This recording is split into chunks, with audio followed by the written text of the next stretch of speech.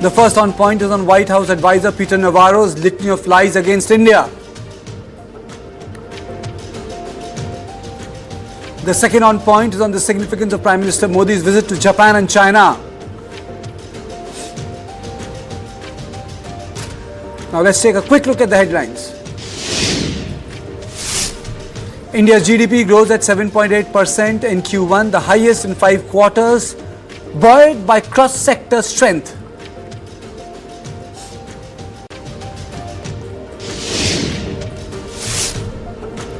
Mahua Mitra's outrageous remark on Amit Shah sparks uproar. BJP demands action. Moitra defends statement as symbolic.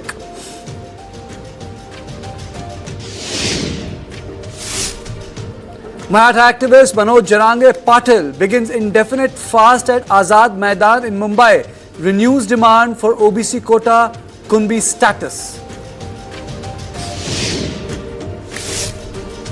BJP workers and supporters vandalized Congress office in Kolkata. Rao erupts over abusive language during Vote Adhikar rally.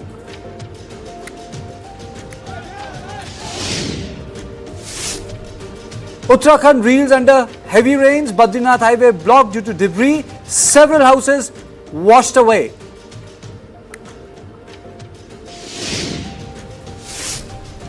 Karnataka CM Siddaramaiah arrives in Bihar to take part in Vote Adhikar rally. Second CM after Stalin to join Rahul.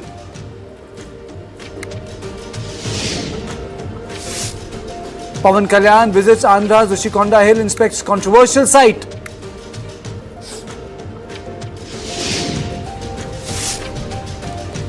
Thailand's constitutional court sacks Shinawatra as Prime Minister over misconduct. Controversial call with Cambodia's ex-leader Hun Sen triggers ouster.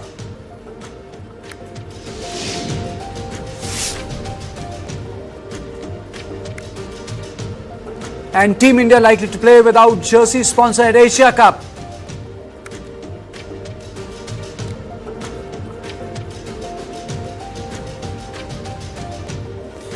United States President Trump's trade advisor Peter Navarro continues to spin lies against India. Navarro's new anti-India tirade links India's purchase of Russian oil to Moscow's war in Ukraine. In a series of posts on X, Navarro accused India of financing Vladimir Putin's war machine with the trade surplus that India has with Washington. In On Point today, I have separated fact from fiction and nailed Navarro's new litany of lies.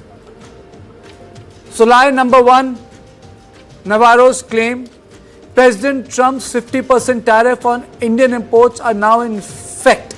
This isn't just about India's unfair trade. It's about cutting off the financial lifeline India has extended to Putin's war machine. Now, how do we nail the lie? This is the fact. The very nations criticizing India are themselves indulging in trade with Russia. It isn't India that is providing a financial lifeline to Russia. It is Europe and China. EU has a bilateral trade of Euro 67.5 billion in goods with Russia in 2024. Most of Russia's global exports go to China. In 23, China accounted for 30.4% of overall Russian exports and 36.6% of overall imports. US trade with Russia is growing since Trump took over. It stood at $2.5 billion in the first 6 months of 2025. So, the larger issue, why is America so obsessed with India's relationship with Russia? Let me straight away go to Fred Beyer, senior journalist, CSR Moscow. So the question is, why has America become so obsessed with India-Russia relationship? And also joined by Julia Krill, Executive Director, BNK Agency, live from Italy. Thank you so much, madam, for joining me. To you, Fred. Well, I think Trump. I think that this issue is very much a bilateral issue between India and the United States. It's about the relationship.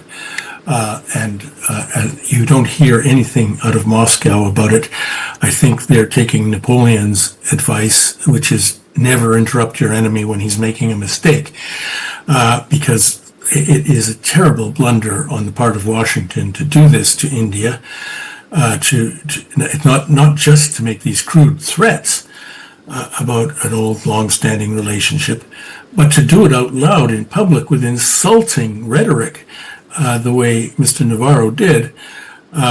There's no self-respecting country on earth that will buckle to those kind of threats. You know, even Canada, I'm a Canadian myself, was threatened in a similar way because it has indicated that it will recognize a Palestinian state. And I can't think of a time when Canadians got into an uproar over the Americans, furious at something the Americans were doing. We're such a friendly, polite country, so close and on good terms with the United States, but this has alienated Canadians like nothing I've ever seen before. So I can just imagine how Indians feel about it. But I do think that, for better or for worse, this is between India and the United States. Okay. The United States is trying to force India to obey, to knuckle under and do what it's told. So it's up to you guys. Absolutely. Now, let me go to the second lie. Navarro claims that the American consumers buy Indian goods while India keeps out US exports through high tariffs and non-tariff barriers. India uses our dollars to buy discounted Russian crude. So this is fiction. Now let me tell you the fact. Trade decisions are neutral. India makes low-cost stuff that US doesn't manufacture. Third, India provides great IPR to the United States of America. Fourth, Indian agriculture is about sustenance and US agriculture is industrial and more farm export centric. That's the second fact. Now, the third claim of Navarro, the third lie. Indian refiners with their silent Russian partners refine and flip the black market of oil for big profits on the international market, while Russia pockets hard currency to fund its war on Ukraine. This is fiction. Now let me tell you the fact. This is fact. India isn't the top oil buyer from Russia, it is China, but Trump has chosen not to penalize Beijing since it is leveraging rare earth magnets. This shows Washington's hypocrisy. India's oil purchases from Russia operate within the bounds of international law and G7 price cap mechanism. The detail: China, which is 47%. China, crude oil buyer from China is 47%. India, 38%. EU, 6%. Turkey, 6%. Let me read it again. So the crude oil buyer from Russia, China 47%, India 38%, EU 6%, Turkey 6%. I'm also joined by Ambassador Jen Dasgupta. Ambassador, why are Americans so convinced? We are going tweet by tweet. And then I'll go to Julia. I think we have lost his source. So Julia, why are Americans so convinced that this entire war can be shut if India stops buying oil? I mean, so I just fail to guess this logic. I fail to buy this logic and I fail to decode this logic. Yes, hi. I think that generally US is trying to make a trade agreement with India. Trump in his first presidency already removed duty-free benefits from India as trying to push for greater trade cooperation between US and India. And now he's trying to, first of all, push for his America First interest, and secondly, find an opportunity to make a deal with India, as he's seeing that India is trying to reconnect in its geopolitical relations with China, considering Modi's visit to China for the Shanghai Cooperation Organization Summit this weekend.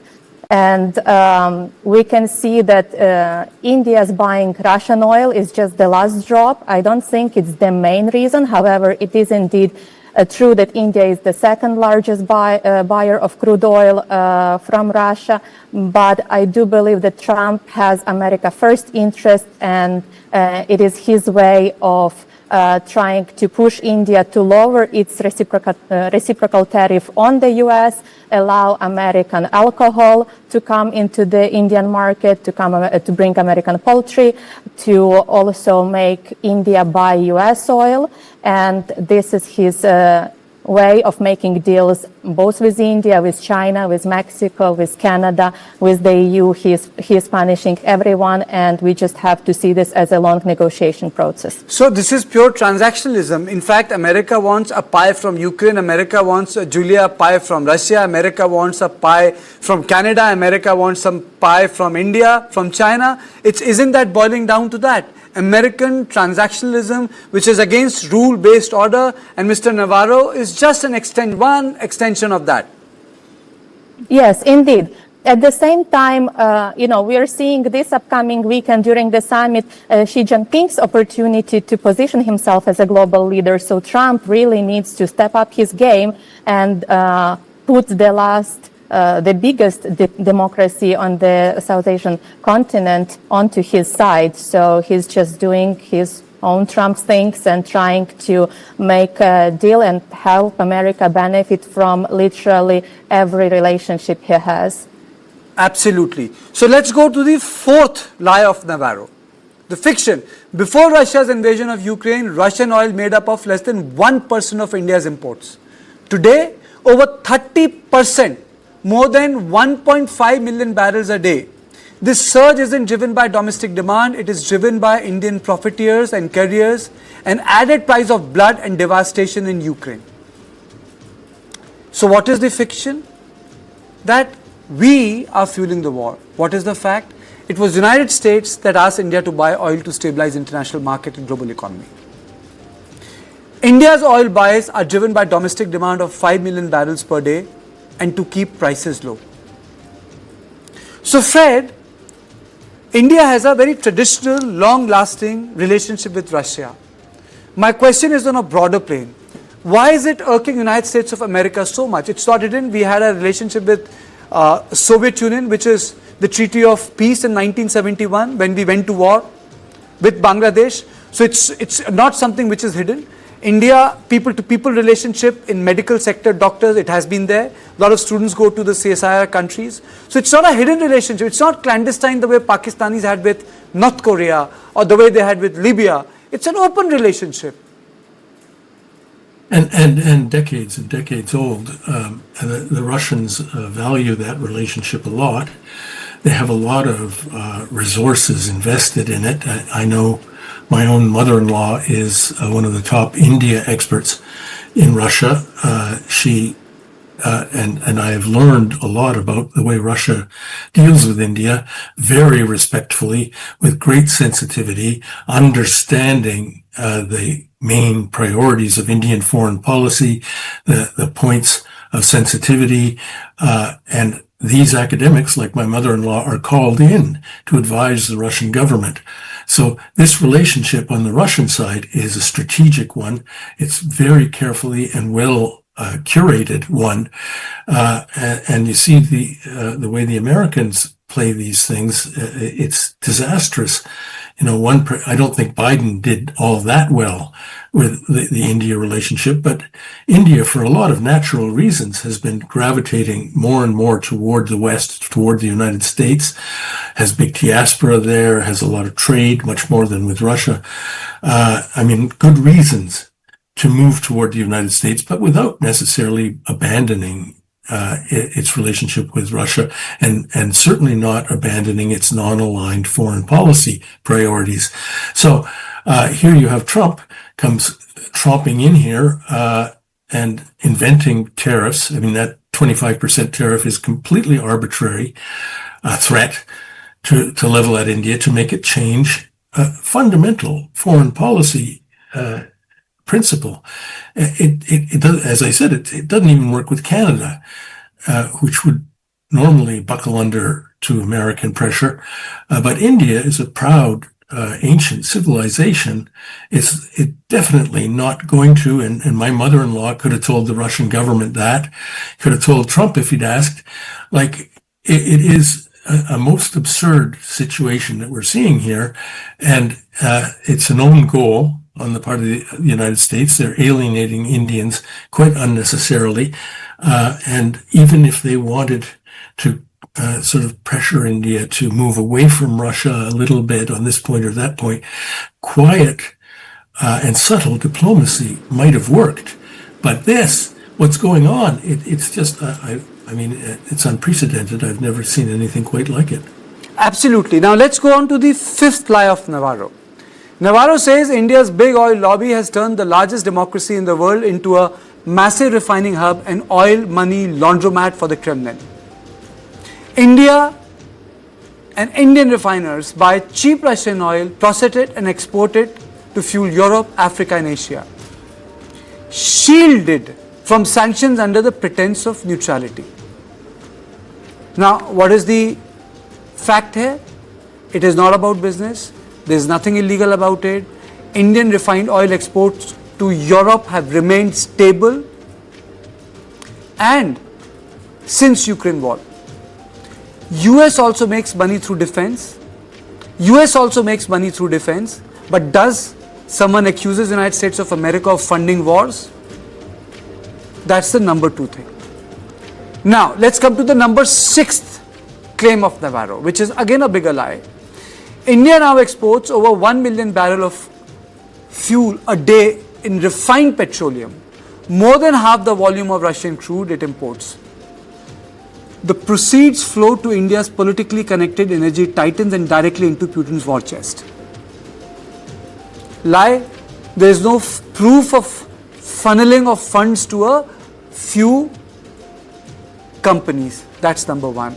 Second, India's energy strategy is driven by legitimate national interest. Third, EU continues to import Russian energy products including LNG and uranium post 2022. Fourth, Europe spent over 7 billion on Russian LNG in 2024. Is it funding Putin's war? So Julia, my question is very simple. Do you think that the larger matrix of American pressure on India is less to do with Ukraine and more to do with what they want in terms of leverages? For example, it is less to do with a peace deal in Ukraine and more to do with rare earth material in Donetsk and Luhansk? Is it more about American interest and less about larger peace?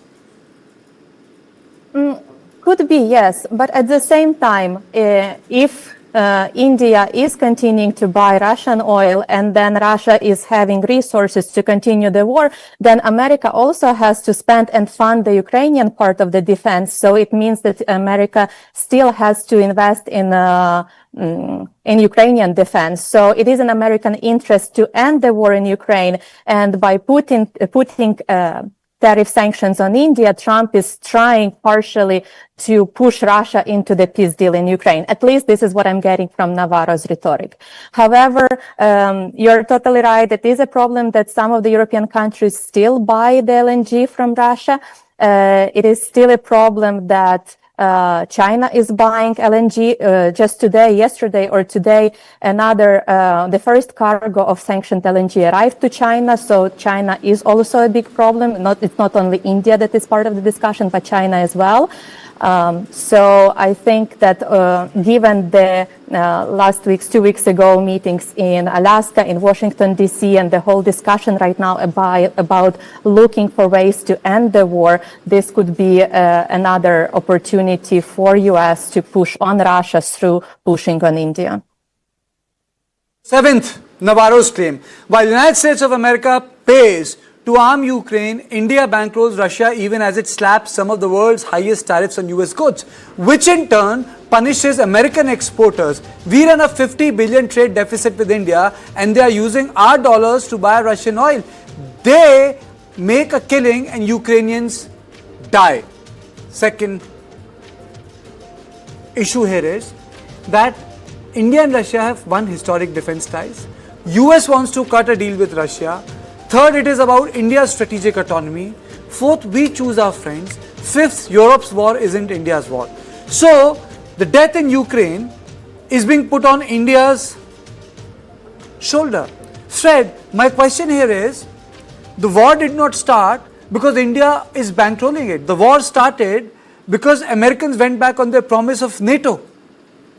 Americans had promised the Russian after the collapse of Soviet Union that the two shall never meet after the Warsaw Pact collapsed. So how come India has become a laundromat of war? I mean to say, this is beyond belief. A lot of Indians say, how did we start financing a war in Ukraine? The fact that it was something which had to do with the West, American foreign policy, what was promised to then Secretary of State Baker in 1990s when George W. Bush Sr. was the president, India had nothing to do with it. This is very much a war of the post-Soviet succession. It's a local war that has become this great global struggle, mainly between Russia and the West. The war in Ukraine is lamentable. It's an awful thing, but it has a lot of similarities with other post-imperial wars like Algeria or Ireland. A lot of similarities there, and it's in Russia's backyard. I'm not advocating this, but you can see the reasons why they don't want Ukraine to slip into the Western sphere of influence by joining NATO. And this is what it's about. You're right. It's nothing to do with India. And the way it's become this huge global contest where the United States is trying to influence the whole world to isolate Russia because of it. I would say even if they could, it probably wouldn't work. Russians are fighting, whether you like it or not, for war objectives that they have, that they consider important. Russia, nobody ever made money by betting on the Russians not being able to handle a lot of deprivation. They will. They're, as far as I can see, the Russian society is consolidated behind Putin in this war.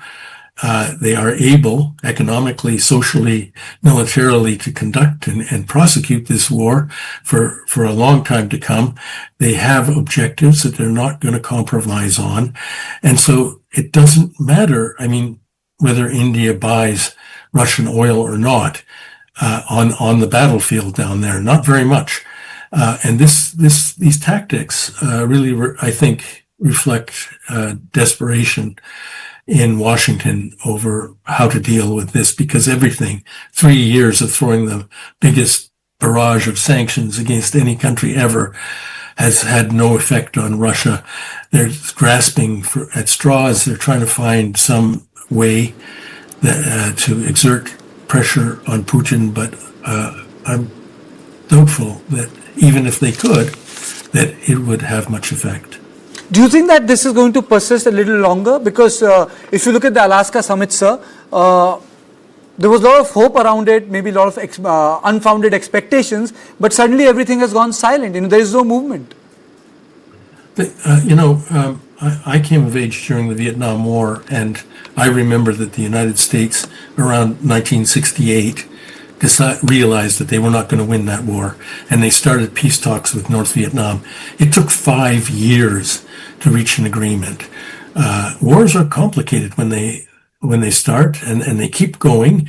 The Russians have no intention of stopping until they have met most of their war objectives. And the peace process, it's incredibly complicated, difficult, and the two sides are just too far apart right now. That is the bottom line here. It doesn't matter how much charm Trump brings to the table or Putin, how wily Putin is. All that is secondary. Really, it's what's happening on the battlefield that matters. And I'm afraid that until something changes in that picture, this war will go on. Absolutely. Now, the eighth claim which the Navarro made was that India continues to buy Russian weapons while demanding that the United States of America firms transfer sensitive military tech and build plants in India. He says that's strategic freeloading. Fact is, Russia does not transfer just arms to India. Russia transfers technology also. So it helps India. Second, US does not transfer tech to India. It transfers weapons to India. US has supported Pak in past against India. So United States of America had relationship with regimes which were opposed to India. India never made an issue out of it. US can't decide our defense purchase matrix. Ninth, Biden administration largely looked the other way at this madness. President Trump is confronting it. A 50% tariff, 24% for unfair trade and 25% for national security. It is a direct response. If India, the world's largest democracy, wants to be treated like a strategic partner of US, it needs to act like one. The road to peace in Ukraine runs through New Delhi. Fact, US needs to respect partners. Second, US is behaving like a bully. Third, US can't decide India's foreign policy. Julia, from a larger perspective, do you think that this, foreign policies can be so monodimensional, can be so limited, where one country can force another country to choose partners? Is this the real world that is being built by President Donald Trump? Well, the real world that is made by President Donald Trump is that everything is transactional. So understanding that India is looking into its strategic autonomy, India wants to actually build relationship both with the West and with the East, we can see that India could play potentially a certain role in brokering some kind of conversation and ability to build a peace deal in Ukraine. For example, United States has been brokering the peace deal between India and Pakistan. So, of course, the relationship between India and US still is ongoing. It's just right now, this weekend, as Modi will be meeting with Xi Jinping, with Vladimir Putin, with other leaders of the sort of CSO bloc, we can see that Trump is trying to somehow push on Modi to play the role as a democracy leader. Absolutely. And Fred, before I close the show, do you think that this entire gamut of tweets that have been done by Navarro is just a ruse to pressure India for tariff, or is it a larger shift from your understanding from Moscow, a shift in the way capital thinks of India, South Asia, Southeast Asia, or Indo-Pacific? Look, I think it's sheer ignorance and arrogance on the part of it's not only him, but people in the Trump circle and Donald Trump himself just can't seem to speak in normal diplomatic tones. It's one thing to throw your weight around, and the United States has the greatest weight of any country on earth. We know that. And we do know that brute force works sometimes. Pressure, coercion, sad to say, are effective. But this kind of comic opera imperialism is not going to be. What we see, and here is that India, probably very much against its will, is being driven into the corner of the BRICS countries, the Shanghai Cooperation Organization taking on new importance, because when it's alienated like this, it's going to look for alternative sources of support. And both of those organizations also offer different channels for growing trade. So, it is the most peculiar thing I've ever seen, and utterly counterproductive in the long run for the United States to be behaving this way.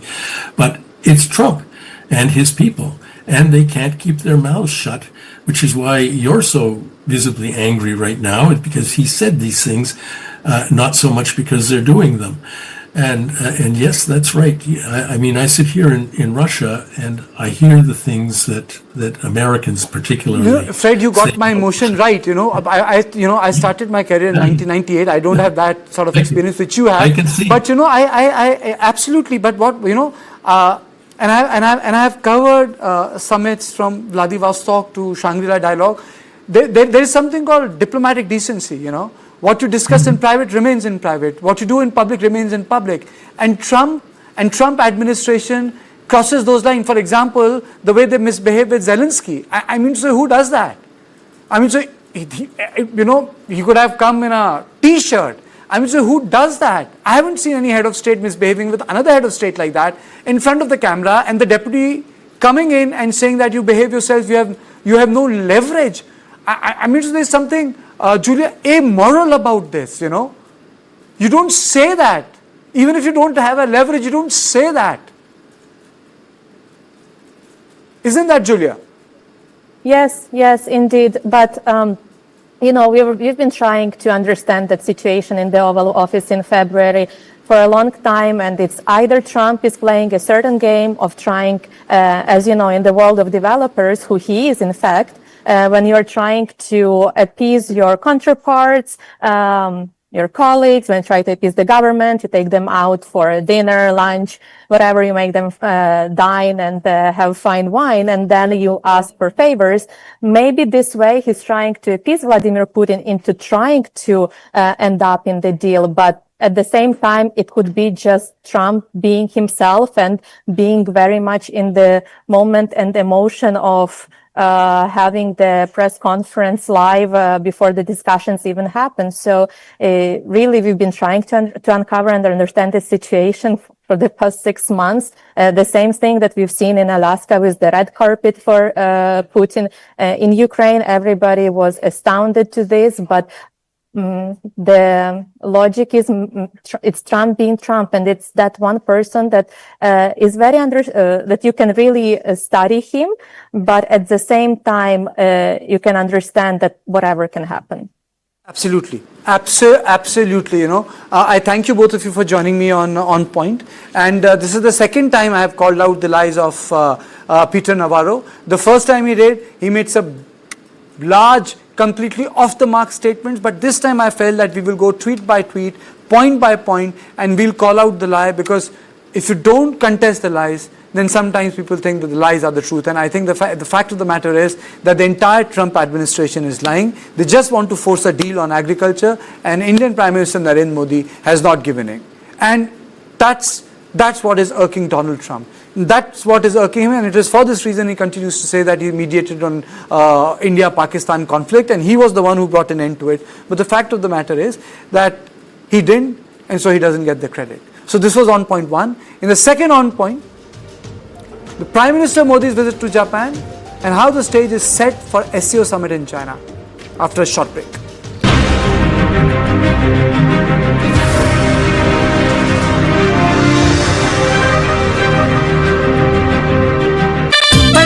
खेलता है झूलता उछलता है दौड़ता कभी कभी दौड़ कराता है आगे आगे बढ़ता है इंडिया अमूल दूध पीता है इंडिया